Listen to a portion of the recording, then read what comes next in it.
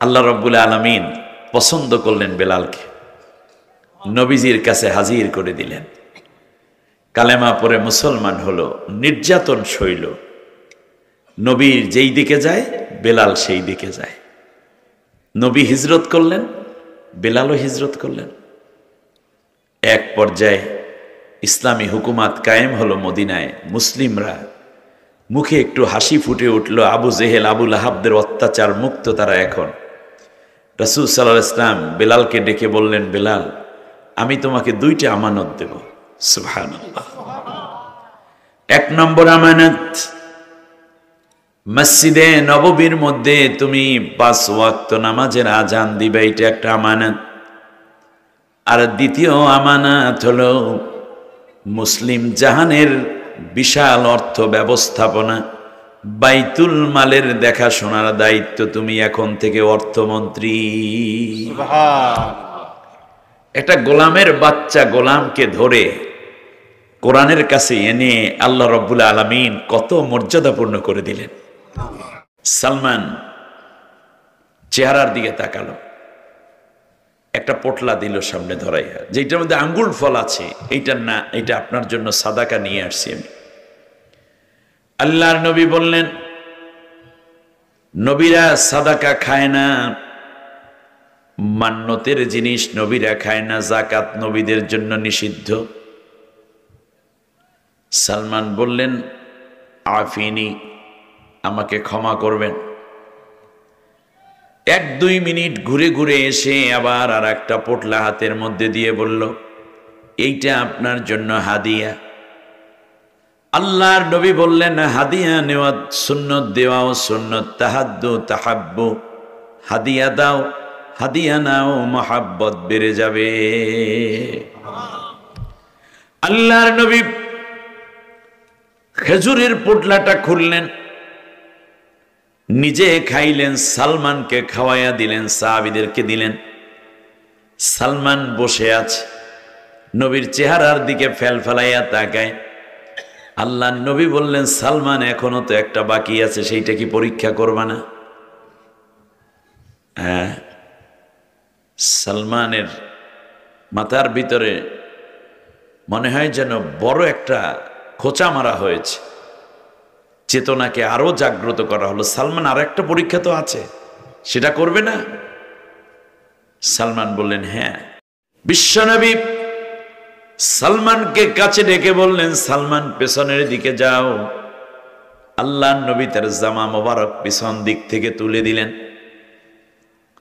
সালমান দেখতে পেলেন মোহরে নবুয়ত একটা ডিমের মতো হালকা গোলাপি কালার, তার উপরে সাদা বর্ণে লিখিত আছে, লা ইলাহা ইল্লাল্লাহু মুহাম্মাদুর রাসূলুল্লাহ সাল্লাল্লাহু আলাইহি ওয়াসাল্লাম। সালমান কয়েকবার এই মোহরে নবুয়তের উপরে চুমু খাইল।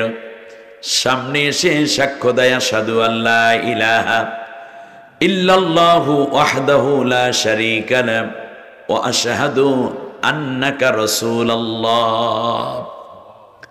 হে রাসূল, আমি সাক্ষ্য দিচ্ছি নিঃসন্দেহে আল্লাহ ছাড়া কোনো ইলাহ নাই, আপনি সত্য নবী। রাসূল সাল্লাল্লাহু আলাইহি ওয়াসাল্লাম বললেন, এবার সালমান তুমি চলে আসো। অনেকগুলো জায়গায় সালমান ফার্সি নবীকে হেল্প করেছেন। কত দূর থেকে, প্রায় 3000-2500-এর অধিক কিলোমিটার দূর থেকে রহমতের রশি টেনে, রহমতের রশি লাগাইয়া টানতে টানতে সালমানকে আল্লাহ হাজির করে দিয়েছেন মুহাম্মদ রাসূলুল্লাহর কদমে। সুবহানাল্লাহ বলেন। হেদায়েত কে দেন? আল্লাহ।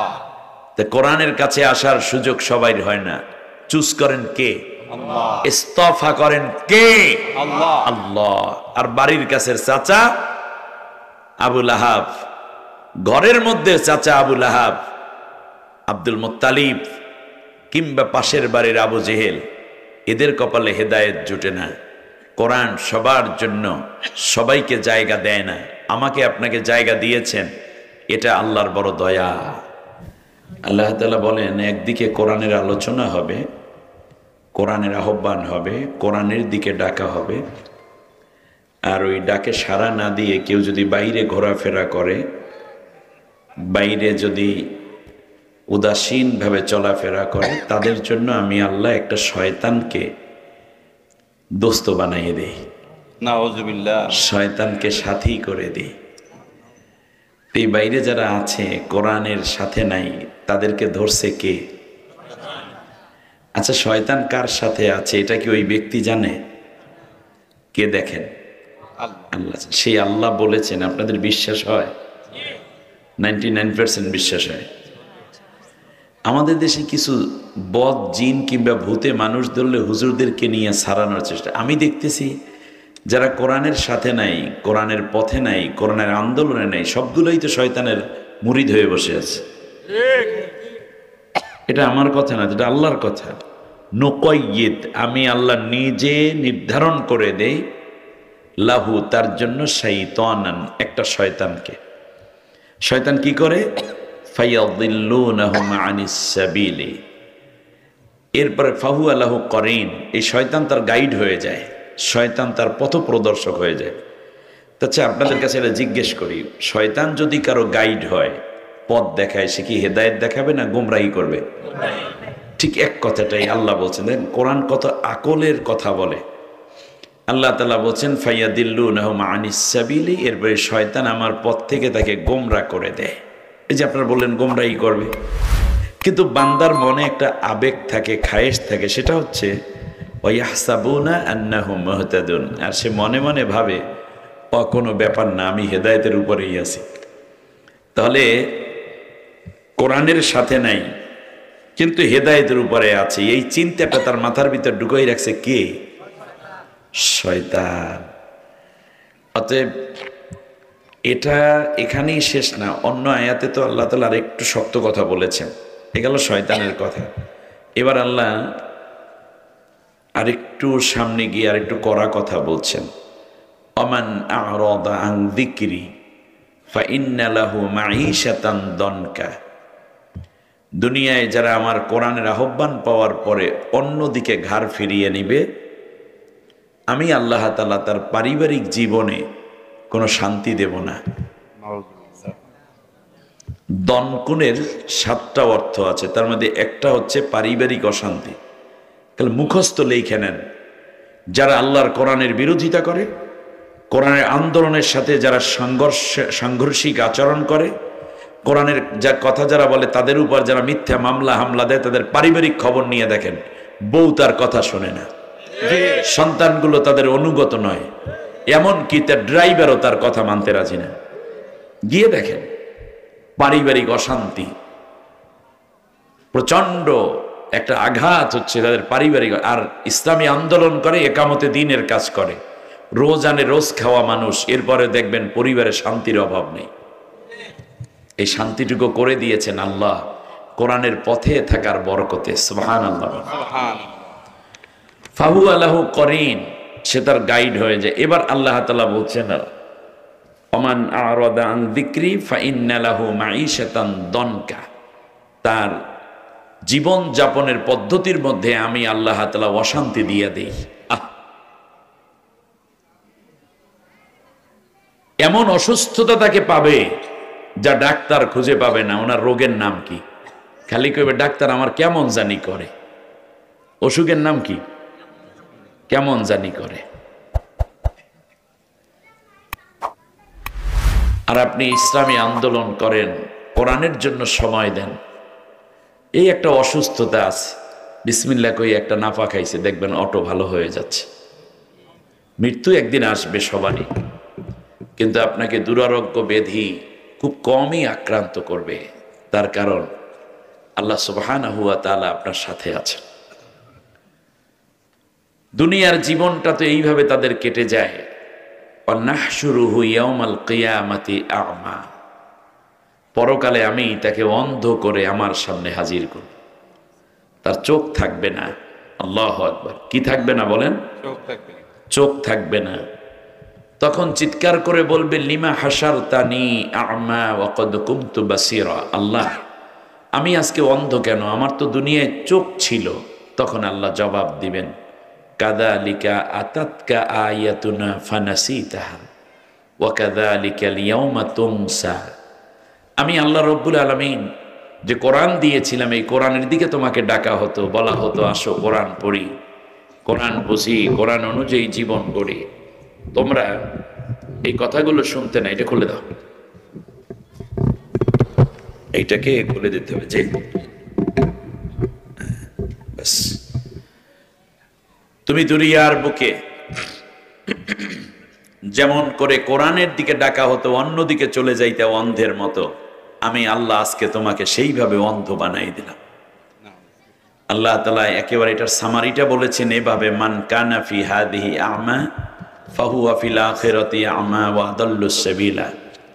কোরআন থেকে যারা অন্ধ থাকবে পরকালে তারা অন্ধই হয়ে যাবে এবং হেদায়েত তারা পাবে না, তারা গোমরাহিতে ডুবে থাকবে। আর যারা কোরআনের কাছে আসে তাদের ব্যাপারে আল্লাহ সুবহানাহু ওয়া তাআলা চমৎকার একটা কথা বলেছেন, তুম্মা আওরাতনাল কিতাবাল্লাযীনা ইসতাফাইনা মিন ইবাদিনা।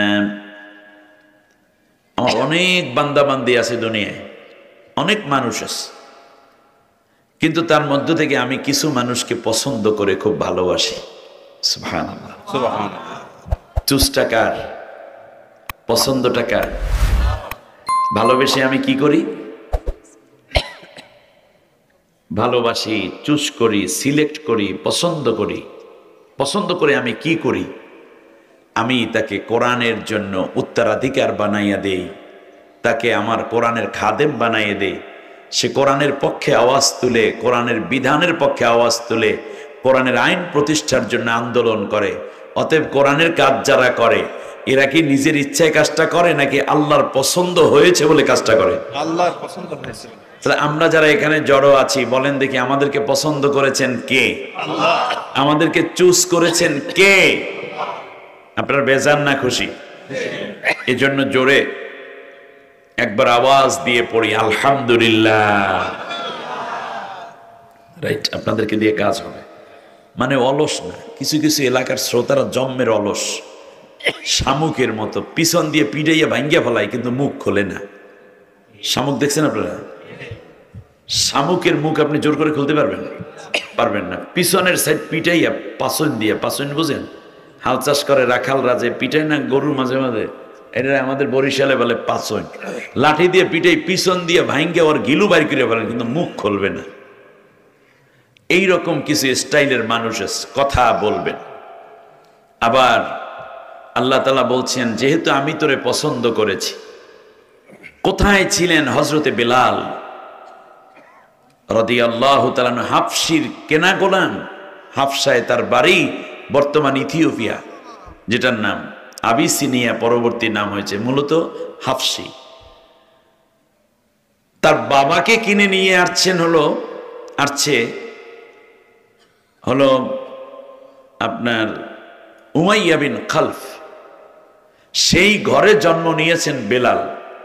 নিয়ম অনুযায়ী গোলামের ছেলেও মালিকের গোলাম হয়ে যায়। বাবার নাম ছিল রবা। এত উপেক্ষিত, এত নিগৃহীত, এত অধিকারহীন তারা ছিলেন। গোলামের ছেলে গোলাম, দাস প্রথা।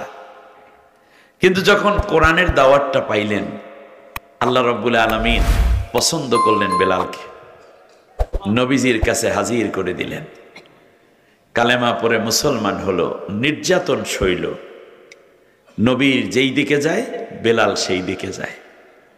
নবী হিজরত করলেন, বেলালও হিজরত করলেন। এক পর্যায়ে ইসলামী হুকুমাত কায়েম হলো মদিনায়। মুসলিমরা মুখে একটু হাসি ফুটে উঠল। আবু জেহেল, আবু লাহাবদের অত্যাচার মুক্ত তারা এখন।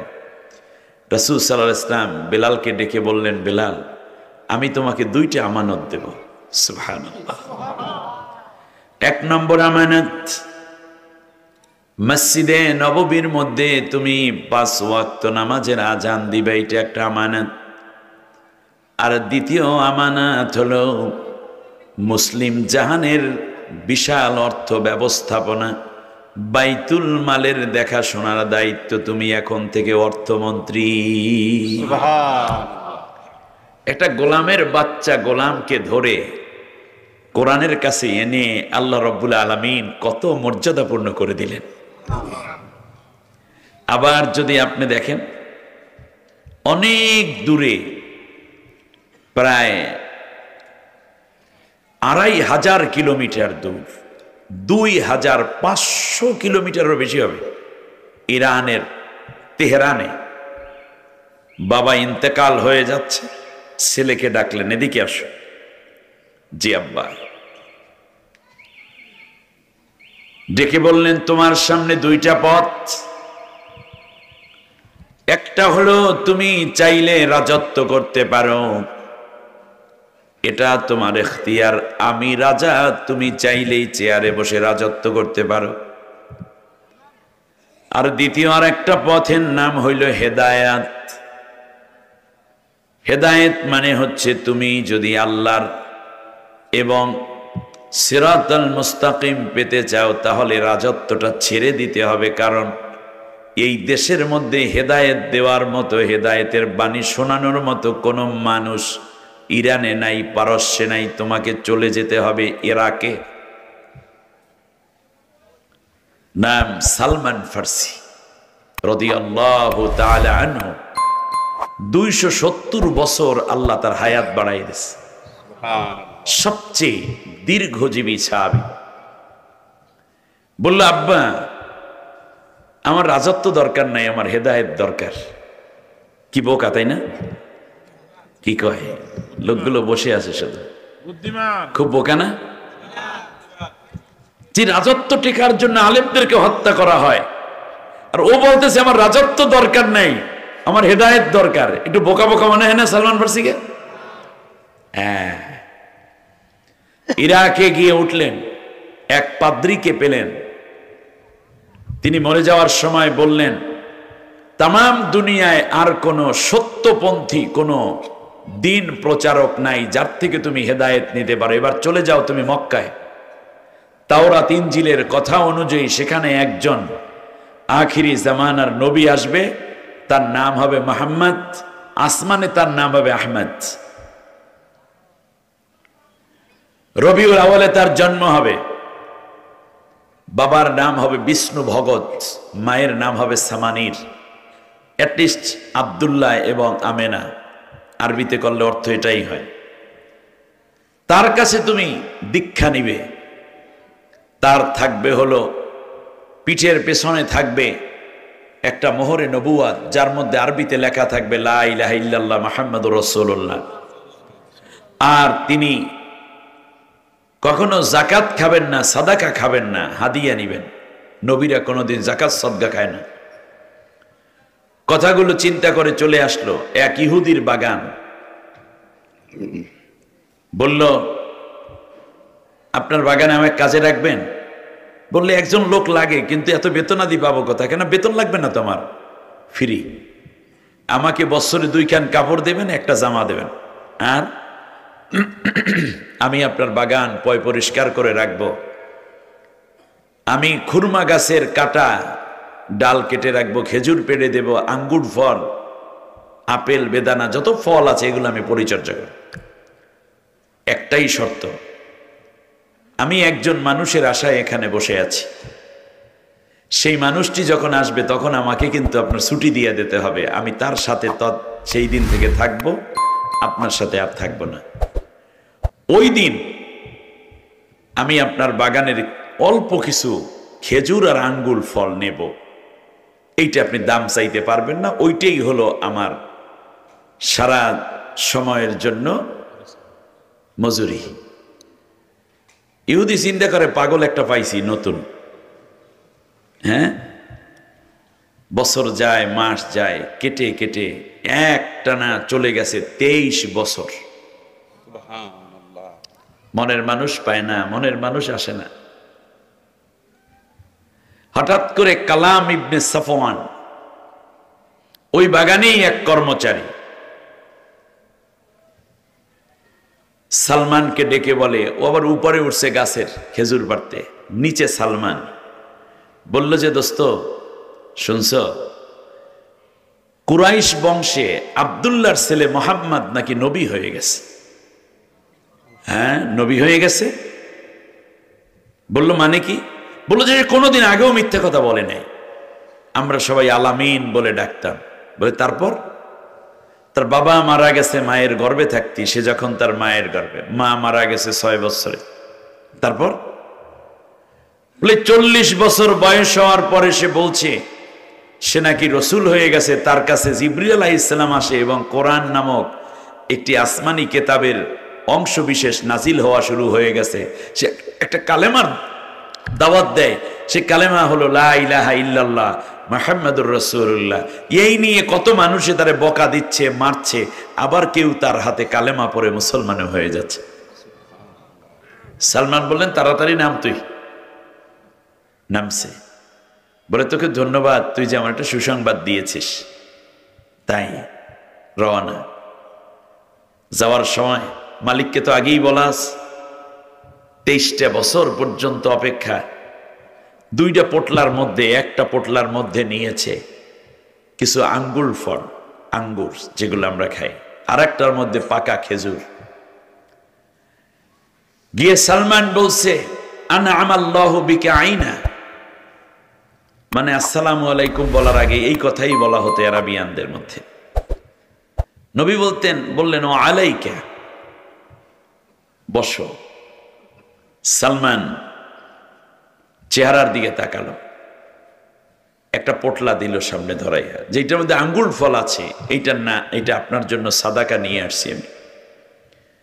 আল্লাহর নবী বললেন নবীরা সাদাকা খায় না, মান্যতের জিনিস নবীরা খায় না, যাকাত নবীদের জন্য নিষিদ্ধ।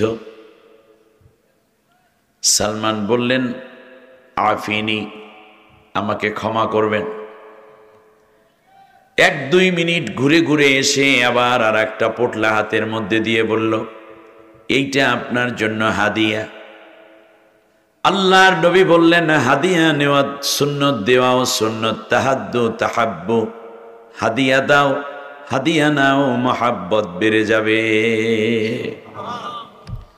আল্লাহর নবী খেজুরের পোটলাটা খুললেন, নিজে খাইলেন, সালমানকে খাওয়াইয়া দিলেন, সাহাবীদেরকে দিলেন। সালমান বসে আছে, নবীর চেহারার দিকে ফেলাইয়া তাকায়। আল্লাহর নবী বললেন সালমান এখনো তো একটা বাকি আছে, সেইটা কি পরীক্ষা করবা না? হ্যাঁ। সালমানের মাথার ভিতরে মনে হয় যেন বড় একটা খোঁচা মারা হয়েছে, চেতনাকে আরো জাগ্রত করা হলো। সালমান আর একটা পরীক্ষা তো আছে, সেটা করবে না? সালমান বললেন হ্যাঁ বালা, অবশ্যই। বিশ্বনবী সালমানকে কাছে ডেকে বললেন সালমান পেছনের দিকে যাও। আল্লাহ নবী তার জামা মোবারক পিছন দিক থেকে তুলে দিলেন। সালমান দেখতে পেলেন মোহরে নবুয়ত একটা ডিমের মতো হালকা গোলাপি কালার, তার উপরে সাদা বর্ণে লিখিত আছে লা ইলাহা ইল্লাল্লাহু মুহাম্মাদুর রাসূলুল্লাহ সাল্লাল্লাহু আলাইহি ওয়াসাল্লাম। সালমান কয়েকবার এই মোহরে নবুয়তের উপরে চুমু খাইল। সামনে এসে সাক্ষ্য দেয় আশহাদু আল্লা ইলাহা ইল্লাল্লাহু ওয়াহদাহু লা শারীকা লাহু ওয়া আশহাদু আন্নাকা রাসূলুল্লাহ। হে রাসূল, আমি সাক্ষ্য দিচ্ছি নিঃসন্দেহে আল্লাহ ছাড়া কোনো ইলাহ নাই, আপনি সত্য নবী। রাসূল সাল্লাল্লাহু আলাইহি ওয়াসাল্লাম বললেন এবার সালমান তুমি চলে আসো। অনেকগুলো জায়গায় সালমান ফার্সি নবীকে হেল্প করেছেন। কত দূর থেকে, প্রায় 3000-2500-এর অধিক কিলোমিটার দূর থেকে রহমতের রশি টেনে, রহমতের রশি লাগাইয়া টানতে টানতে সালমানকে আল্লাহ হাজির করে দিয়েছেন মুহাম্মদ রাসূলুল্লাহর কদমে। সুবহানাল্লাহ বলেন। হেদায়েত কে দেন? আল্লাহ। তো কোরআনের কাছে আসার সুযোগ সবাই হয় না, চুজ করেন কে? আল্লাহ। ইস্তফা করেন কে? আল্লাহ। আল্লাহ। আর বাড়ির কাছের চাচা আবু লাহাব, ঘরের মধ্যে চাচা আবু লাহাব, আব্দুল মুত্তালিব, কিংবা পাশের বাড়ির আবু জেহেল, এদের কপালে হেদায়েত জুটে না। কোরআন সবার জন্য, সবাইকে জায়গা দেয় না। আমাকে আপনাকে জায়গা দিয়েছেন, এটা আল্লাহর বড় দয়া। আসুন সেই কোরআন থেকে কিছু কথা শোনার জন্য নিজেকে প্রস্তুত করি। আলহামদুলিল্লাহ আলহামদুলিল্লাহ নাহমাদুহু ওয়া নুসাল্লি আলা রাসূলিহিল কারীম ওয়া আলা আলিহি ওয়া আসহাবিহি আজমাইন।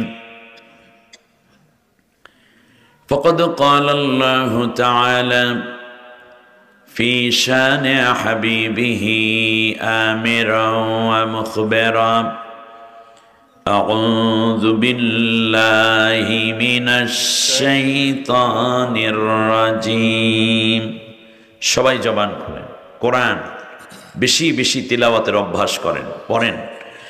أعوذ بالله من الشيطان الرجيم. بسم الله الرحمن الرحيم. إن الله وملائكته يصلون على النبي يا أيها الذين آمنوا صلوا عليه وسلموا تسليما. اللهم صل على محمد وعلى آل محمد كما صليت على إبراهيم وعلى آل إبراهيم إنك حميد مجيد. বাংলাদেশের স্বনামধন্য জনপদ, বিশেষ করে শস্য ভাণ্ডার হিসাবে পরিচিত,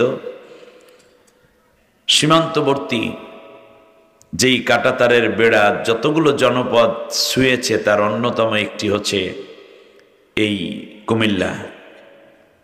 ব্রিটিশ বিরোধী আন্দোলনে, এমনকি 47-এর পর 1971-এও বাংলাদেশের স্বাধীনতা আন্দোলনে এ জনপদের রয়েছে বীরত্বগাথা।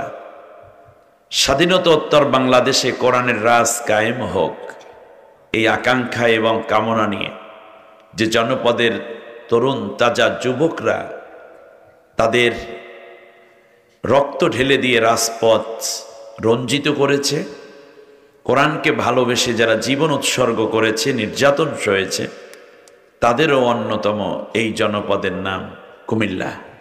হাজার আলেম, মসজিদ, মাদ্রাসা এবং অনেক পীর মাশায়েখ, তার পাশাপাশি ইসলামের সৌন্দর্যকে ধারণ করে নিজেদের স্বকীয়তায় মাথা উঁচু করে দাঁড়িয়ে থাকা জনপদের নাম কুমিল্লা। মুরাদনগরের ঐতিহ্যবাহী সুশুন্ডা ইসলামী আলিম মাদ্রাসার উদ্যোগে আয়োজিত 39তম তাফসীরুল কোরআন মাহফিল সমাপনী অধিবেশন সম্মানিত সভাপতিত্ব করছেন জনাব আলহাজ মোহাম্মদ অধ্যাপক রসমত আলী সাহেব, এই মাদ্রাসার গভর্নিং বডির সাবেক সভাপতি। কোরআনের জন্য আল্লাহ তাকে সুস্থতা এবং দীর্ঘ নেক হায়াত দিন, বলি আমিন। আয়োজিত এই মাহফিলের সম্মানিত উলামায়ে কেরাম কষ্ট করে এখনো পর্যন্ত বসে আছেন। বিশেষ করে মাদ্রাসার মোহতারাম স্বনামধন্য অধ্যক্ষ, শিক্ষাবিদ, মানুষ গড়ার কারিগর, হাজারো আলেম যার হাত ধরে এ পর্যন্ত কোরআন বুঝেছে, দিন বুঝেছে, জনাব আলহাজ মাওলানা মোহাম্মদ গিয়াসউদ্দিন সাহেব আতালাল্লাহু আমরাহু ওয়া বারাকাল্লাহু ফি হায়াতি। বিভিন্ন মসজিদ এবং মাদ্রাসা থেকে আগত আইম্মা, খুতাবা এবং আসাদিজায়ে কেরাম, অত্র মাদ্রাসার শিক্ষক মণ্ডলী, ছাত্রবৃন্দ, উপস্থিত মুরব্বিয়ানে কারাম, যুবক ভাইয়েরা, ছাত্র বন্ধুরা, পর্দার অন্তরালে মা বোন, অন্যান্য ধর্মাবলম্বী ভাই ও বোনেরা, চমৎকার কথা বলেছেন মদিনাতুল উলুম বালক মাদ্রাসার সম্মানিত হেড মুহাদ্দিস, অনেক বড় বিচক্ষণ আলিম। আপনাদের কুমিল্লার মানুষ, এই গ্রামের, আল্লাহু আকবার, মদিনা পাবলিকেশনসের সম্মানিত চেয়ারম্যান এবং প্রতিষ্ঠাতা সত্ত্বাধিকারী জনাব আলহাজ হযরত মাওলানা মুখলিসুর রহমান। আমি হুজুরকে যখন দেখেছি সেই দিন থেকেই আসলে তিনি মুখলেস, নামের পূর্ণ আখলাক আল্লাহ তাকে দিয়ে রেখেছেন, সততা, ভদ্রতা, নম্রতা। আল্লাহু আকবার, এত বড় আলেম আপনাকে বুঝতেই দিবে না তিনি কে। আল্লাহ তাআলা তাকে সুস্থতার সাথে দীর্ঘ নেক হায়াত দানে এ জাতিকে আরো বেশি করে যেন তিনি নবীর সুন্নাহ এবং আল্লাহর কোরআনকে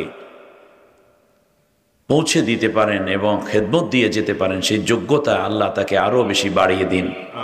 তার মা এবং বাবাকে আল্লাহ তাআলা ধন্য করুন, বেঁচে থাকলে নেক হায়াত, ইন্তেকাল হলে আল্লাহ তাআলা নেক সন্তানের বরকতে মা বাবাকে জান্নাতুল ফেরদাউসের মেহমান করে নিন। আমিন। অন্যান্য উলামায়ে কেরাম তো রয়েছেনই, এলাকার সকল মসজিদের কথা বলেছেন জনাব আমাদের প্রিয় ভাই মাওলানা আলহাজ হযরত মাওলানা মোল্লা নাজিম উদ্দিন সাহেব, মসজিদে কুবায়ের খতিব। আল্লাহ তাআলা তার কথাগুলো কবুল করুন। মাওলানা মাহবুবুর রহমান আশরাফি কথা বলেছেন। এরপরে অন্যান্য তো আছেই মাশাআল্লাহ। এই মুখলিসুর রহমান হুজুরের উপরে আমার নাম, এটা আমার জন্য লজ্জার। তার নামটা বড় করে দিবেন এবং আগামী বছর তার নামটা উপরে থাকবে। আপনারা শুধু বক্তা দেখে দাওয়াত দিয়েন, ইলেম দেখে দাওয়াত দিয়েন। সে তো, আমি তো তার ছাত্রের মতো। আল্লাহু আকবার। হয়তো আপনারা বোঝেন না, এজন্য করেছেন। আল্লাহ আপনাদেরকেও সম্মানিত করুন। কিন্তু মুখলিসুর রহমান তিনি তো এই জাতির এক উজ্জ্বল সন্তান, এক উজ্জ্বল নক্ষত্র। আল্লাহ তাআলা তার সমস্ত নেক আমলগুলো কবুল করুন। সম্মানিত ভাইরা, বর্তমানে একটা বিষয়ের উপর আমি শুধু কথা বলবো আজকে।